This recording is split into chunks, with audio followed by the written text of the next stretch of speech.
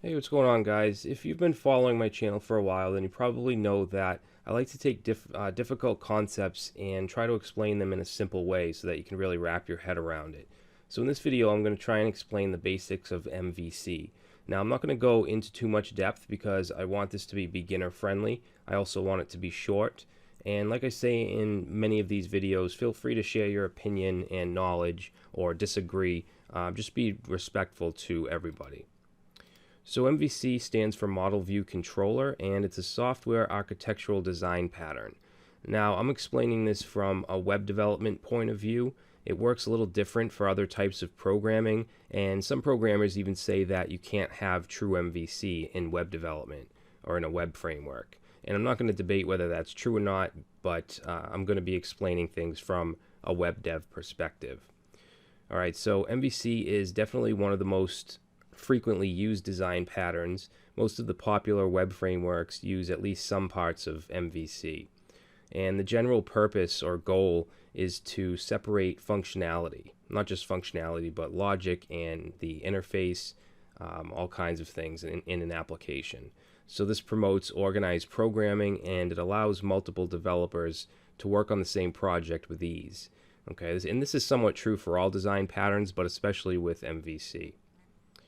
So before we take a look at the different components that make up MVC, let's take a look at some popular frameworks that use MVC concepts. Now notice I said MVC concepts. The reason for that is because MVC can mean different things to different people, and frameworks can kind of borrow some of the concepts and still be considered MVC. And a good example of that would be something like Ruby on Rails or PHP Code Igniter. These frameworks actually have folders in their file structure called, or folder structure called models, views, and controllers. And then something like Django for Python just borrows certain concepts, but doesn't actually have that strict folder structure. And then another thing that can happen is one framework will put one aspect of the app in the controller, and then another one would put it in the model. So I think that's why MVC is so confusing, because there's not just one way to do it. There's actually many ways to do it.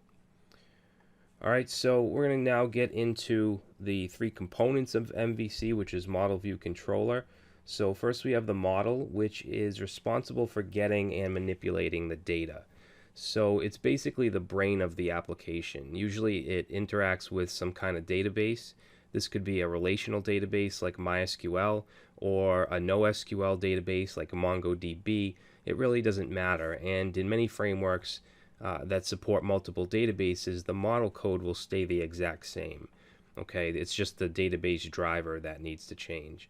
And it doesn't even have to be a database that works with it. It could be a simple file. Okay, so you could have your model interact with a JSON file and pull data from that.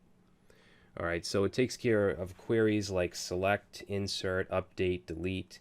The model also communicates with the controller in most cases. The controller can request data through the model, and in most cases the controller updates the view, but with some frameworks the model can actually update it directly, update the view.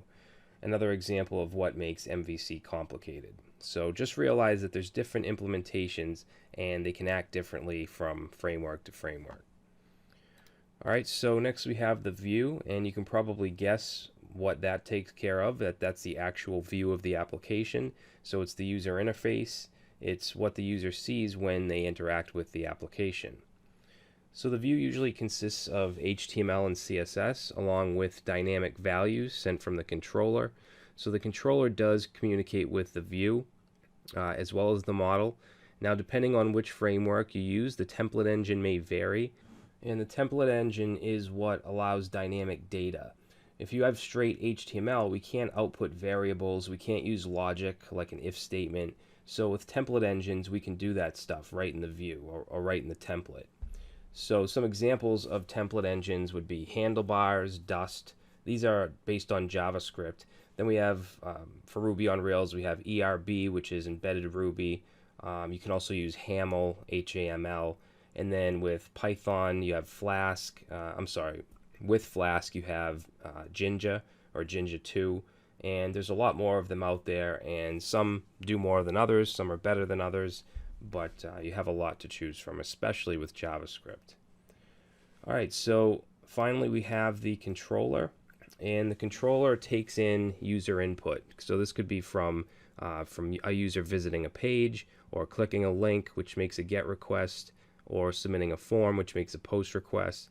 And we also have delete requests, put requests for updating, and these can't be made directly from the browser. From the browser, you can only do a GET or a POST, but we do have HTTP clients that are at times built in with the framework that can do that.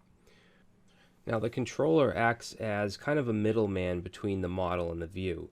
The controller will ask the model to get some data from a database, and then the controller will take that data and load a view and pass that data into it. Okay, and then from there the template engine takes over and can basically do some logic, do some output for the variables and things like that. All right, and the controller can also load a view without passing it data, so just a plain web page with HTML and CSS, no actual templating logic. So here's a very simple example or diagram. Now we have the user which sees the view of the application in the browser, and it can make some kind of request with input to what's called a router. Okay, and their request could be some kind of link that they clicked on, some kind of route, and then the router will call a specific controller method based on that route. And if data is needed, if you need to fetch some data, the controller will then interact with the model, which interacts with the database. And then once the controller gets that data passed back, it can then load a view, and it can send the data to the view, and it'll get dealt with by the template engine. Okay, and then once that's all done, it'll send the view back to the browser for the user to see. Okay, so hopefully you could understand that at least just a little bit. It's a little tough to explain. All right, so now I just want to take a look at some pseudocode that I wrote. This isn't in a particular language. This isn't code that's going to work anywhere. It's just an example. So how this whole thing works with MVC is you get some user input. In this example, we'll say the user clicked a link or wrote in the URL yourapp.com/user/profile/1. So ultimately, they want to view the user's profile that has the ID of 1. So the first thing it's going to do is go into the routes, and it's going to see what it matches. So it would match this because it's users/profile and then excuse me /1. Now 1 can change. I mean, obviously you don't want to just load this one profile all the time. This could be anything. So that's why we have the colon here in front of the ID. It's kind of like a placeholder. All right, so it's going to match that route, and then we're going to just basically call this users.getProfile and pass in the ID. Okay, so this is calling the user's controller right here. Okay, and the class is going to match this in most cases. And that's going to have a function of getProfile. You can see that's right here. It takes in an ID, and then what it's going to do is grab a variable profile and set it equal to this.userModel.getProfile ID. So now it's calling a function called getProfile within the model. Okay, and if we go down here in the userModel class, we do have a function called getProfile, and it's passing the ID in. So this is where we want to interact with the database, because that's what the model does. So it's calling this.db.get and passing in a query, select all from users, where the ID is equal to the ID that's being passed in. It's going to get that, it's going to put it in a variable called data, and then it's going to return that data back. Okay, so that when it gets the data back, it'll be put in this profile variable. So now what we want to do is render a view. So we're going to render a view that's in the users folder and then profile. And we're going to pass the data we got into the view.